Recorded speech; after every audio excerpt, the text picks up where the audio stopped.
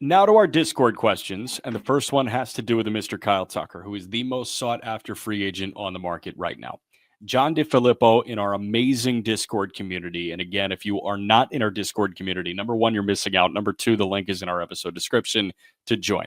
John DeFilippo asked, how do you guys see the Kyle Tucker sweepstakes evolving, and which clubs do you think are most willing to give him that mega deal? In terms of, I'll answer the second part first because that's the quicker answer. The clubs that are willing to give him the mega deal, you know them. You can count them on one hand, right? Dodgers, Yankees, Mets, a couple other teams sprinkle in there. Maybe not the Cubs. I have no idea. So it's the typical players. It's the common folks when we talk about a $300, $400 million contract. How it's going to evolve is the fascinating part to me with 27 looming. That CBA is hanging over Kyle Tucker like a storm cloud right now. And I have no idea if teams are willing to go $450 million for him. I'd be curious because it's getting more real now. And the argument is, well, the Mets just paid Soto $765 last year. The Dodgers just paid Yamamoto $325 2 years ago. We've seen mega deals come in. The Blue Jays paid Vladdy $500 last year. Things get more real a year out. I'm planning a wedding for January of 27. Things are going to get more real in January of 26. As soon as New Year's hit, I know I'm a year away from my wedding. So shit's going to get more real at that point. I feel like it was almost this abstract, oh, that's so far off in the distance. And now we have counted one season remaining before we get to this. It feels like around an inevitable lockout. I have no idea what's going to happen there, but there's this sense of impending doom that is becoming more and more real for a guy that struggled with injury after the All-Star break and struggled on field after the All-Star break. There are so many factors here that make his free agency fascinating to me. Yeah, it's a combination of unfortunate circumstances for him where he still had a good year, obviously, but it wasn't his best and tried to play through injury. And then, you have the lockout looming. But it's funny to me because how much does that matter? I know teams don't want to pay guys when they're not playing games, essentially. And there's a lot of different wrinkles to that too. But I feel like no matter what, you're signing him for the next decade anyway. So what's the difference? And how many games are we truly going to miss, if any at all? And the clap back to that is, do you want to be on the hook for $45 million a year in 2033 when there's already a restructured thing and only 5 guys are making that? Yeah. I mean, that is the difficult part, right? Because you don't know what the structure is going to look like. And I think that is the ultimate challenge. But right. You're worried this guy's grandfathered in. You're not going to rewrite the Constitution here, right? Like at the end of the day, there's too many players on those deals that you won't I don't think there's a way where those deals are just going to become obsolete. Like if you create an infrastructure, and I'm already starting to get on the edge of outside of my pay grade, but if you create an infrastructure of okay, $45 million contracts are no longer worth it, that would fuck them a lot of teams. So I just don't think it would be allowed to happen. Even if you did create some guardrails and figure out a way to create some sort of cap, it would have to be still roomy enough to where all of these 40 plus million, all of the Kyle Tucker caliber players are still earning close to that. And that's the other conversation that becomes really fascinating too. Who is most affected by a salary cap? Is it the top end guys or is it the middle guys? Because in the NBA, you have no middle class. You have none. No, because you're either getting Tumani Kamara getting $100 million, you're getting Caruso getting 50, or you've got guys playing on the minimum. Now, the minimum is going to go up. That feels like the foregone conclusion. It feels like the Players Association will try and push the major league minimum from the 750, 800 it's sitting at right now to $1 million. And that would be second behind, I think, the NBA. So you've got $1 million in terms of a minimum. What happens to the mid-level? But I'm looking at just allocations for 2026. There are 15 guys. 26 times 30 is what? 26 times 30 equals 780. 780 active Major League Baseball players at any given time. 15 of them make $30 million or more. So that number, from an owner's perspective, they'd probably want to keep there.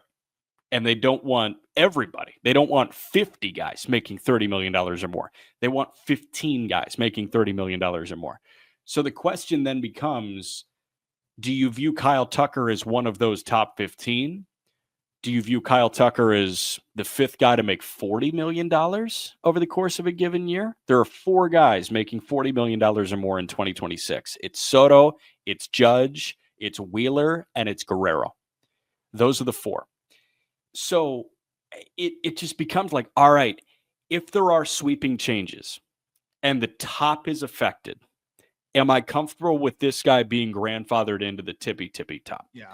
And that you got to lean on your evaluations and you got to lean on your R&D department. Like you have to lean on a lot there to make that decision. And that's where I think I go longer term and just a little bit lower AAV, but it becomes a really fascinating conversation. And I'm very eager to see how it all works out. But I still think regardless, we're going to see a team just say, well, I'm going to take advantage of this uncertainty. Maybe in some other years we might get outbid. And if I can get in on Kyle Tucker at even 300 million, 300 and change, I think that's where you start to see the Yankees really get back involved there. And the Cubs maybe get involved there. Yeah. Yeah. And the Cubs you'd hope would get involved there.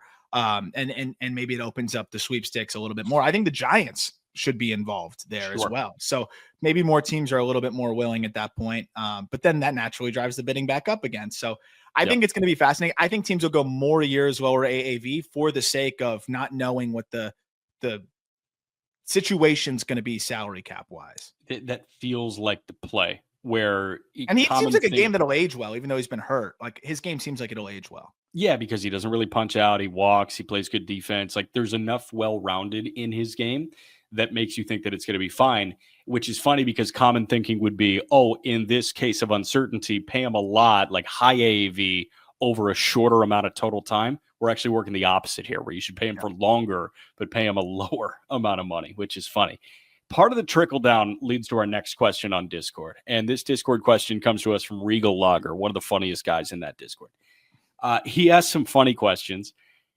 He said, my serious question is which free agent people are projecting for a massive payday will still be unsigned on Valentine's Day? And why is it going to be Cody Bellinger? And I love that he said that because it is going to be Cody Bellinger. It's going to be the trickle down from the mega guys. Cody Bellinger won't sign until Tucker signs because everybody that's in the Tucker sweepstakes is going to try and pivot to plan B, and B stands for Bellinger. And then they're going to pivot to plan G, and G stands for Grisham. Like, Cody Bellinger and Trent Grisham are the two to me, and Bader. Those are the guys to me that are waiting for Tucker to sign, and then their market gets moving. There are pieces like that every single year, and there are starting pitchers. We'll see who the first starting pitcher is that gets signed, but I guarantee you it's not going to be Michael King. Like, it's going to be a top-of-the-line person, and then Michael King is going to look at that contract and say, people forget when I'm on the mound, I'm better than that guy, so give me more or give me the same. This is going to be a reactionary offseason, much like it was last year. You also look at the third base market behind Alex Bregman. It's weird with posting, but like, does Murakami wait until Bregman signs, or does Bregman wait until Murakami signs? There are a couple of decent domino effects that need to happen, and Bellinger is the clearest example of that. Yeah, and it's funny. I think Tucker is going to take some time too, because they're going to just hope that the market materializes a little bit more than it does, or whatever it may be. Pitching wise, is Cease one of the first shoes to drop, or is he a wait and see? Like, our team's going to be a little bit more hesitant and say, all right, I guess we'll take a shot there, or is Fromber a safer choice for you? Like, who is? They're different. They're volatile in different ways. And that's why I don't understand.